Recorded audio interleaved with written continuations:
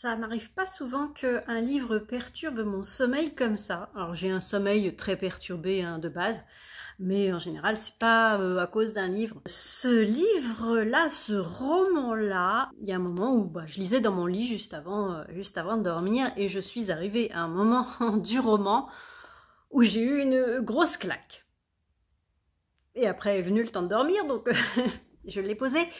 Et ça a complètement perturbé mon sommeil. Il s'agit du mystère de la maison aux 3 ormes de Valentin Musso aux éditions du Seuil. J'en étais à la moitié du roman, et à la moitié du roman, ce qu'il faut savoir, c'est qu'il y a un truc énorme qui se passe. Donc je ne vais pas pouvoir vous parler trop de tout le roman, parce que sinon ce serait trop spoiler.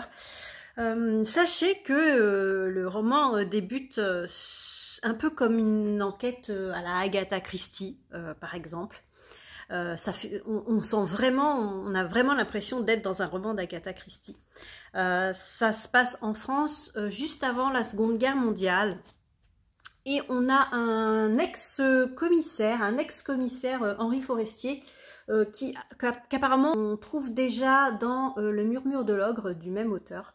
Je me le suis acheté aussi pour le lire, parce que je suis tellement emballée par ce roman-là que voilà, je voulais lire celui-là aussi, je m'en suis acheté d'autres d'ailleurs. Donc nous avons cet ex-commissaire qui est à la retraite et qui est invité dans une sorte de manoir, dans une maison comme ça, la maison aux 3 ormes, c'est son nom, par un comte, je crois, un comte qui a aussi invité d'autres personnes, et ce comte dit à cet ex-commissaire, voilà, je reçois des lettres anonymes, des lettres de menaces, j'aimerais que vous enquêtiez discrètement pour savoir qui m'envoie ces lettres et tout.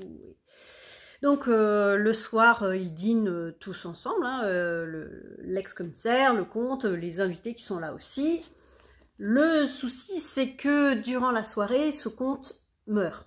Il meurt enfermé dans son bureau, il a reçu un coup de téléphone, il s'enferme dans son bureau, de l'intérieur, on entend un coup de feu et il est mort. La pièce est vide à part le corps. Que s'est-il passé? Donc, meurtre en chambre close. Et j'aime beaucoup ce style de littérature-là, j'adore les Agatha Christie, bref. Voilà, il se passe quelque chose au milieu, je ne peux pas vous dire quoi pour ne pas vous spoiler, mais ça en fait un livre très particulier, très spécial. J'ai trouvé ça très, très original, ça reprend les codes du classique du genre, et ça les casse un peu, mais ça les reprend quand même. On ne peut comprendre ce que je dis qu'en lisant ce livre. J'ai vraiment, vraiment beaucoup aimé ce livre-là. Je pense que l'auteur aurait pu encore ajouter une couche à la toute fin. Il a choisi de ne pas le faire, mais il y avait moyen de rajouter encore une couche, je pense.